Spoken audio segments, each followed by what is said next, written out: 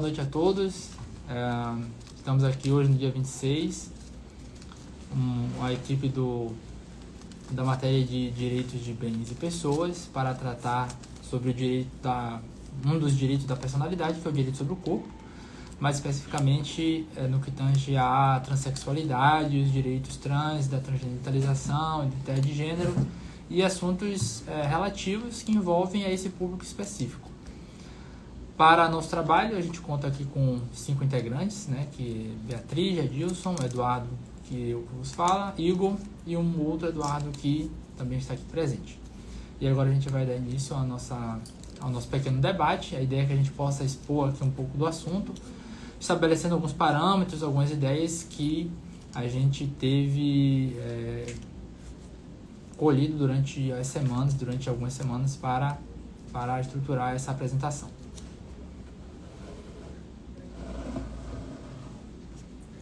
Então, quando a gente fala do transexual, a gente tem que ter primeiro em mente que sexo e sexualidade são duas coisas diferentes. Quando falamos de sexo, falamos do biológico. Então, é o sexo em que a pessoa nasce, mas a sexualidade às vezes vai do que ela se identifica, de como ela se vê ou como ela não se vê.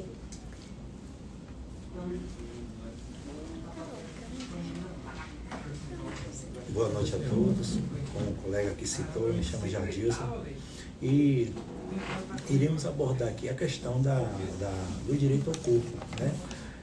Onde iremos aqui apresentar as questões que existiam antes, né? E como que hoje funciona, né? No século de hoje, no caso no século XXI em que vivemos, né? É a questão de como mudou o direito que essas pessoas passaram a ter, né? Um direito que não existia e passou a existir, né? Que é o direito ao corpo, certo? Onde a pessoa ela pode estar escolhendo, certo? Escolhendo o sexo que ela quer, né? Que o corpo dela tenha, né? Por exemplo, um menino pode nascer no corpo de uma menina e uma menina pode nascer no corpo de um menino, certo? As personalidades que vai ser estudada, analisada ao longo do tempo e posteriormente, né, tomada as medidas cabíveis, né, baseado, né, no querer dessa pessoa, certo? Bom, e no que tange quando a gente fala do direito da personalidade relativo ao corpo e aos transexuais, ao grupo dos transexuais, é importante que a gente tenha em mente 2 tópicos que são extremamente importantes para esse grupo. O primeiro é no tocante à cirurgia de transgenitalização, né, como se chama hoje em dia. E o segundo ponto é a questão da identidade de gênero. Esse ponto que, inclusive, é bastante polêmico, tem sido alvo de algumas desinformações nos últimos anos, que é muito mal compreendido por grande parte da população que não tem um interesse em mergulhar no entendimento do assunto, ou porque realmente é direcionada por informações incorretas, imprecisas, que acabam criminalizando, que acabam criando preconceitos em cima dessa estrutura de pensamento, dessa estrutura social e psicológica que envolve um grupo de pessoas que necessita de inclusão, que necessita de oportunidade, que necessita de proteção por parte do ordenamento jurídico pátrio. Quando a gente fala de redesignação sexual e da transgenitalização, a gente tem que entender que se trata de uma adequação física do indivíduo à sua identidade de gênero, à sua identidade psicológica. É um conflito que o indivíduo tem ao nascer ou ao desenvolvimento das suas capacidades físicas e psicológicas ao longo da sua vida, em que o mesmo ele passa a ter uma disfunção, se assim a gente possa colocar, entre as suas percepções psicológicas e as suas percepções físicas. Ele não se enxerga perante a sociedade enquanto aquele indivíduo físico que se mostra externamente, porque o seu psicológico ele está sintonizado com outros entendimentos e outras percepções subjetivas com relação ao seu gênero. Inclusive, no Conselho Federal de Medicina, uma resolução 1955 de 2010, o Conselho Federal de Medicina ele trata do consentimento imprescindível para a realização dessa cirurgia de transgenitalização, né? Sem nivelação de questões etárias e coisas e critérios nesse sentido.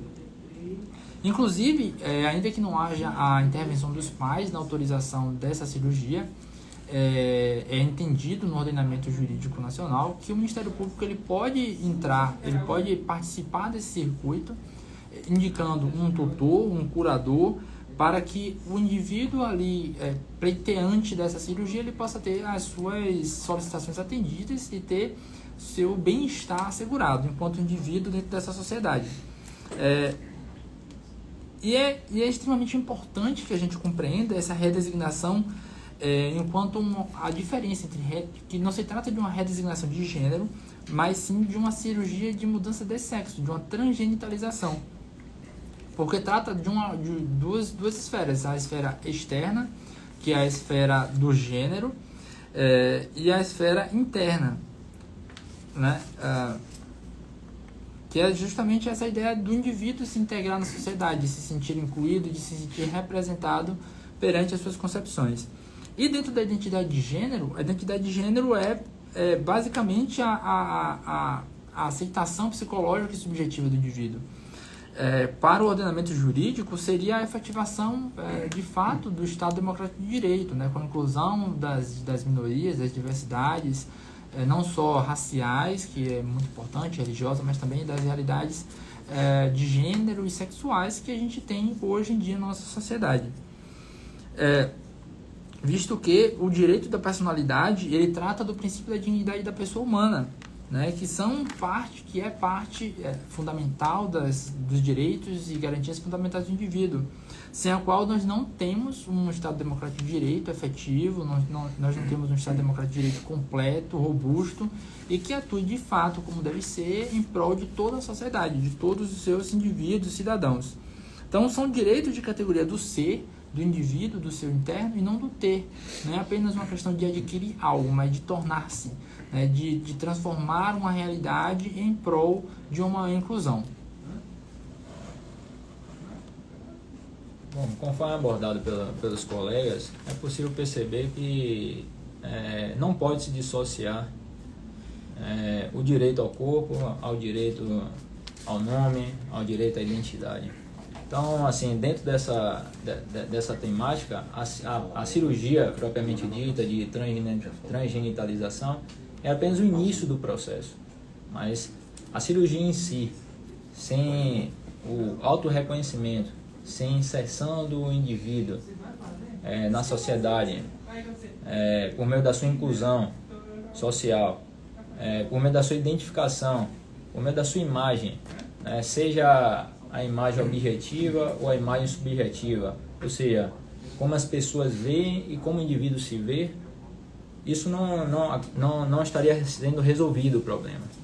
Então, assim, dentro do que, conforme abordado pelo colega, né, você negar uma pessoa o seu direito de personalidade, da sua autonomia de vontade, estaria infringindo não somente o direito da personalidade, mas o direito fundamental. O próprio princípio matriz, como fundamento da República Federativa do Brasil, que é a dignidade da pessoa humana, estaria sendo cerceado esse direito.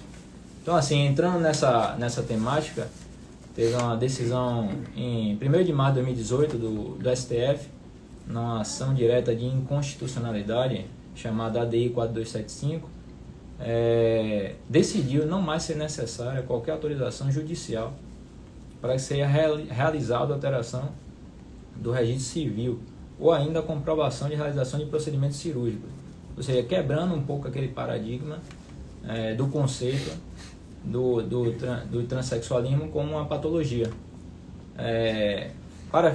Parafraseando aqui o então ministro Edson Fachin, nessa decisão da ADI, ele fala o seguinte: esta decisão, que torna efetivo o princípio da igualdade, que assegura respeito à liberdade pessoal e autonomia individual, que confere primazia à dignidade da pessoa humana e que, rompendo paradigmas históricos e culturais, remove obstáculos que inviabilizam a busca da felicidade por parte de transgêneros vítimas de inaceitável tratamento discriminatório. Não é nem pode ser qualificada como decisão proferida contra alguém. Da mesma forma que não pode ser considerado um julgamento a favor de apenas alguns, mas sim de toda a coletividade social.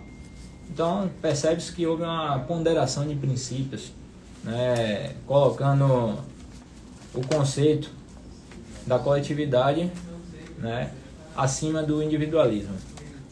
Então, continuando, nós tivemos também a decisão posteriormente, o provimento número 73 de 2018, pelo CNJ, o Conselho Nacional de Justiça, né, corroborando com a decisão do STF e orientando os tribunais de justiça e os cartórios de registro civil sobre como proceder essa alteração de nome, não mais exigindo que fosse realizada a cirurgia para que pudesse obter, dando mais autonomia, mais respeito, mais inclusão social dos transgêneros e transexuais, né? Então é possível perceber que o tema do transexualismo está intimamente ligado com os direitos fundamentais, com os direitos da personalidade. São itens inerentes à própria pessoa, à sua existencialidade.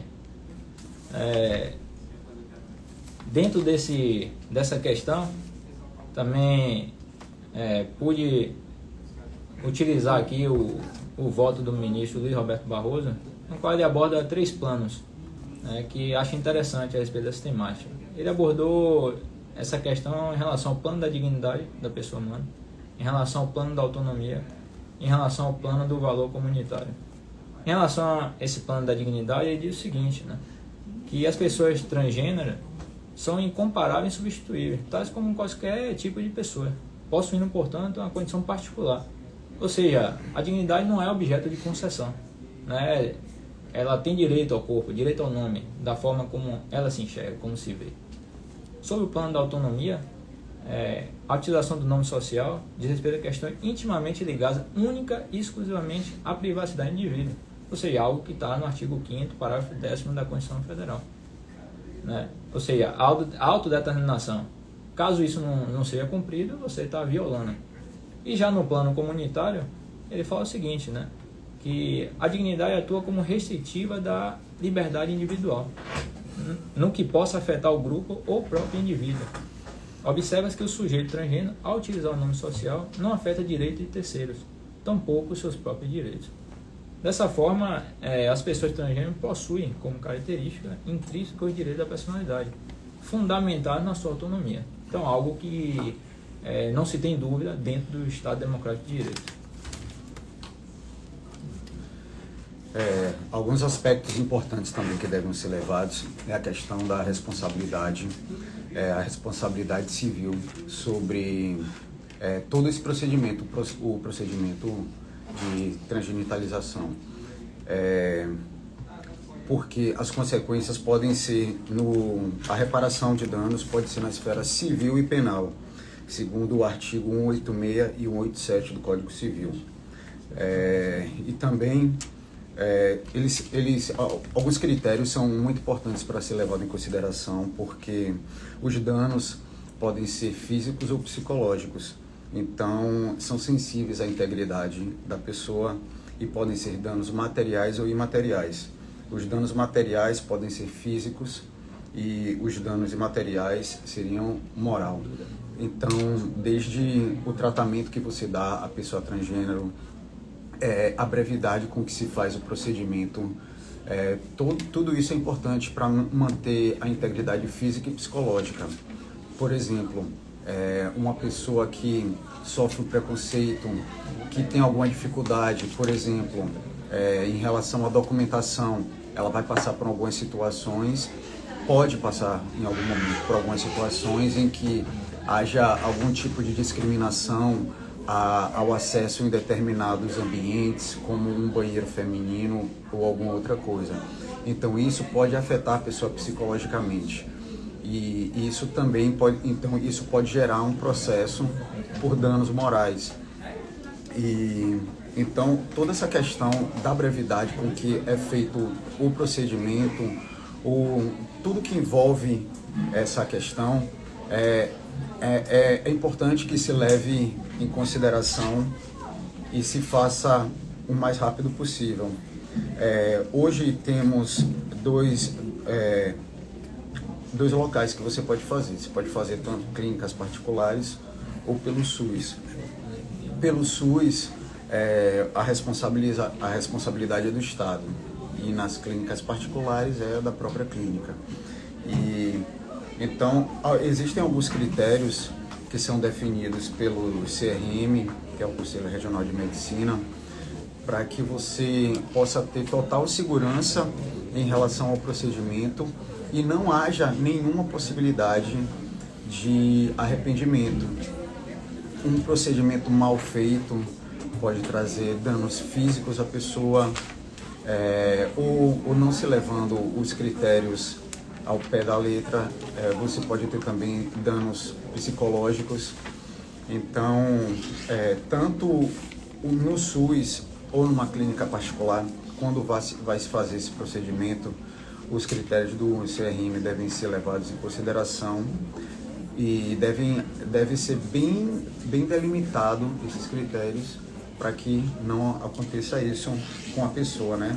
E o primeiro ponto a ser levado em consideração é se esse procedimento tem apenas para fins estéticos ou vai melhorar realmente a vida da pessoa, para que não haja danos psicológicos. Então, o primeiro critério é esse: você tem que delimitar realmente, você tem que ter total certeza que a pessoa quer fazer esse procedimento e que aquilo vai trazer um bem-estar à vida dela. Então, é tanto que alguns tipos de procedimentos, como por exemplo a colocação de uma prótese, pode ser feita a partir dos 18 anos, mas a cirurgia a partir dos 21. Então você já vê que tem uma diferença aí em relação à idade, para que a pessoa tenha até mesmo uma maior maturidade para ter a certeza que quer realmente realizar aquele procedimento e que isso não traga consequências para a pessoa. A partir do momento, então, o passo a passo é esse, né? Você primeiro vai verificar se a pessoa quer realmente fazer esse procedimento, você vai analisar os critérios, ele vai passar por algumas entrevistas, vai ter a plena certeza de que aquele procedimento é realmente o ideal para ele naquele momento, ou que a pessoa talvez seja melhor ela esperar mais um tempo para ter um pouco mais de certeza, caso se perceba que a pessoa não tem plena certeza de que realmente quer realizar aquele procedimento, ou se for verificado que ele realmente quer aquele procedimento e que aquilo vai realmente trazer benefícios físicos e psicológicos para ele, até no aspecto moral também, como eu falei anteriormente, questão de acesso a ambientes como banheiro feminino, ou na hora de entregar a própria identidade em alguma empresa, em algum local.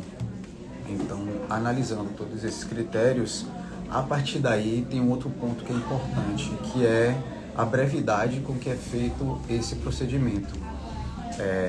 Não pode demorar muito esse procedimento. Por quê? Porque isso também pode envolver até danos psicológicos à pessoa. Ela está ansiosa para fazer aquele procedimento, e aí o médico não dá agilidade ao processo dela, fica demorando, ou de alguma forma existe uma responsabilidade também do médico ou de quem vai fazer o procedimento, se é no caso do SUS ou na clínica particular, para que após esses critérios serem analisados, se a pessoa tiver plena certeza que vai fazer, tem que ser feito com o máximo de brevidade e, inclusive, que se não for feito, a pessoa pode entrar também com ação ou contra o Estado, no caso do SUS, ou contra a clínica particular, pela questão da demora. Então, o tempo que é feito esse procedimento é muito importante, tanto você analisar os critérios antes de fazer e a brevidade com que é feito após a certeza, tudo para garantir o máximo de qualidade de vida para a pessoa, tanto no aspecto físico quanto no aspecto psicológico. Então, Então, antes da gente partir para o bate-bola, eu vou só voltar ao que o Eduardo falou, que foi a resolução 2265 de 2019 que revogou a de 2010. A de 2010 dizia que o transexualismo era uma doença, inclusive tinha até CID. Já a de 2019 revogou, então deixou de ser doença.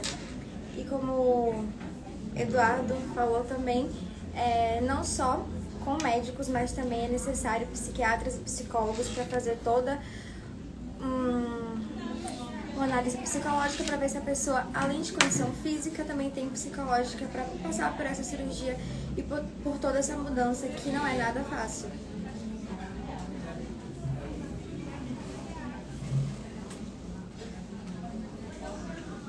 Bom, partindo para uma nova etapa de perguntas, nossa equipe nós tentamos entrar em contato com uma pessoa trans, né, desse grupo de transexuais, dessa comunidade transexual, para que ela pudesse responder algumas perguntas, que pudessem esclarecer para a gente alguns aspectos da nossa curiosidade e, com certeza, de curiosidade da própria sociedade de modo geral. Essa pessoa, ela topou entrar em contato com a gente, responder algumas perguntas, mas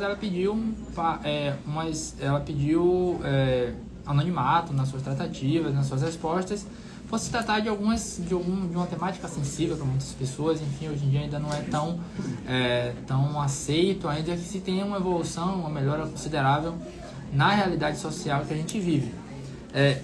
Das primeiras perguntas que a gente teve é como o que representa essa transgenitalização para o indivíduo, né? E a pessoa, ela nos respondeu de forma bem objetiva, mas bem significativa, de que se trata de uma oportunidade, né, de inserção na sociedade, de se enxergar de forma completa, né, não parcialmente, de ter essa divergência, esse conflito de identidades, né, de percepções, a percepção individual, subjetiva e a percepção física dentro da sociedade. Então, a pessoa, ela alegou ali estar se sentindo de forma completa, né, perante a sociedade, de acordo com o que ela imagina, com o que ela sente, com o que ela se enxerga.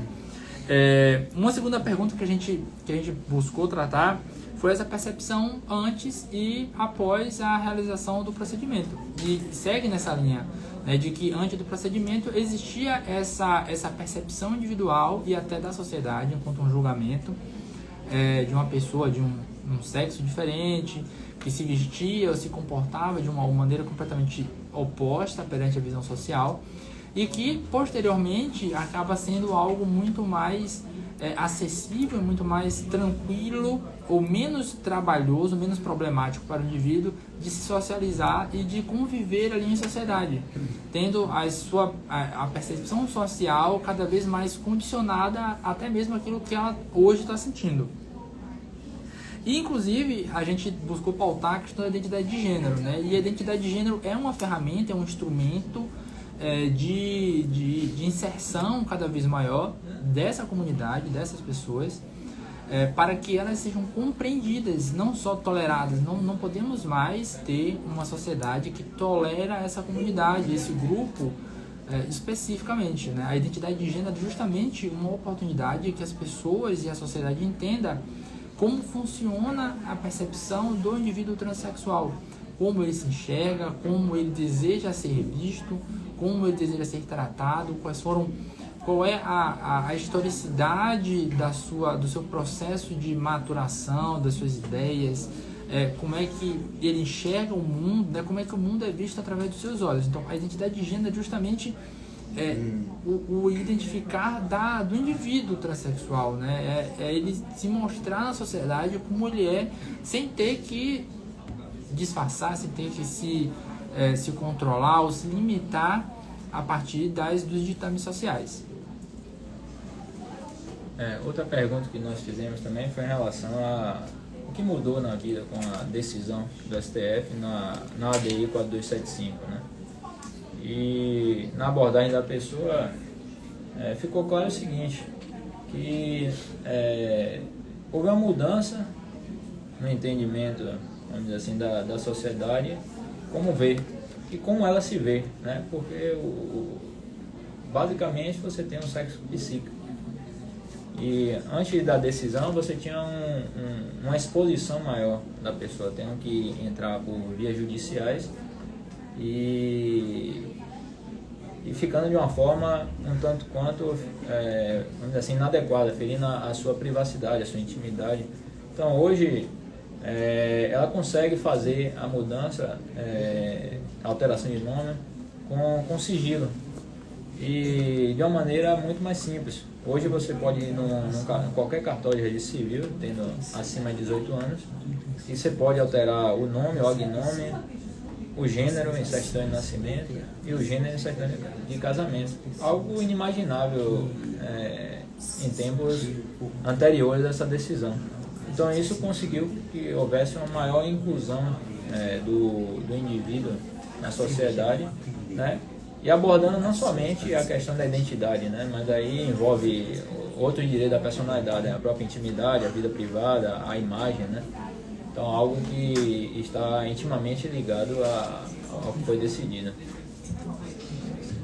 Outro ponto também em relação a como ela vê o posicionamento do Estado, né? Ela falou o seguinte: não cabe ao Estado, enquanto Estado democrático de direito, opinar sobre assuntos estritamente pessoais e íntimos do indivíduo, né? Então, tendo em vista que é algo concernente à pessoa. Então, a sua vida privada, a sua imagem, é um direito que é inviolável. Então, houve realmente uma evolução social nesse sentido. Algumas perguntas que são as principais em relação a esse tema da responsabilidade são... A primeira pergunta seria quem pode fazer esse procedimento, né? Que seria, no caso, o SUS e as clínicas particulares. No caso do SUS, a responsabilidade vem através da Constituição Federal, e no caso da clínica particular é utilizado o Código de Defesa do Consumidor como base, caso haja algum erro, caso haja algum tipo de problema. A forma de responsabilização é dessa forma, através da Constituição, pelo SUS e o Código de Defesa do Consumidor, caso seja feito em uma clínica particular. Os critérios que a segunda questão levantada seria quais são os critérios. No caso, o Conselho Regional de Medicina adota alguns critérios, tanto para se analisar se apenas para fins estéticos ou se aquilo vai melhorar a vida da pessoa. São feitos exames, são feitas análises física e psicológica. Então, os dois critérios são esses. Seria a questão física, analisar que é toda a parte hormonal da pessoa, o perfil hormonal dela, e como vai ser feita a modificação, quais são os hormônios que ela vai ter que tomar para poder fazer essa modificação. Tem também a parte psicológica com o psiquiatra, que vai ser feita uma análise do entendimento de como ela se vê, se realmente a pessoa, e principalmente se a pessoa tem total certeza que vai fazer esse procedimento. E aí a gente já pula para a terceira pergunta que está associada, que seriam as consequências disso. As consequências de antecipar ou atrasar o procedimento. É uma questão muito sensível, porque em alguns casos isso pode levar até o suicídio. Um procedimento mal feito, um erro médico, pode levar à morte do paciente. Um erro de análise pode levar a um problema psicológico definitivo e, em último caso, pode levar até o suicídio. Então, essa terceira questão seria justamente as consequências. Então, as consequências seriam essas, né? Desde um arrependimento, um problema que pode causar um dano físico à pessoa para o resto da vida, e o dano psicológico podendo levar em último caso até o suicídio.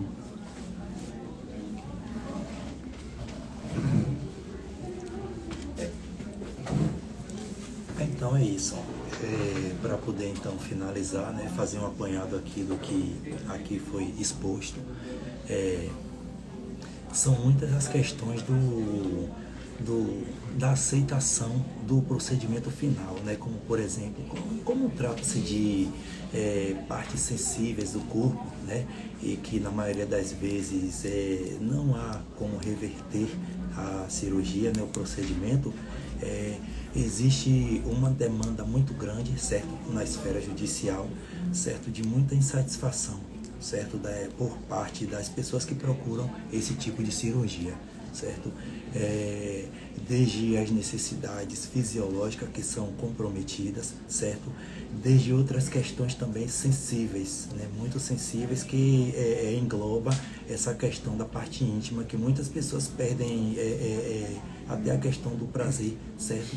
Então, é um assunto que está sendo ainda muito pautado, certo? Vem crescendo cada vez mais, né? A demanda, né? A procura judicial, pessoas pleiteando ação, certo?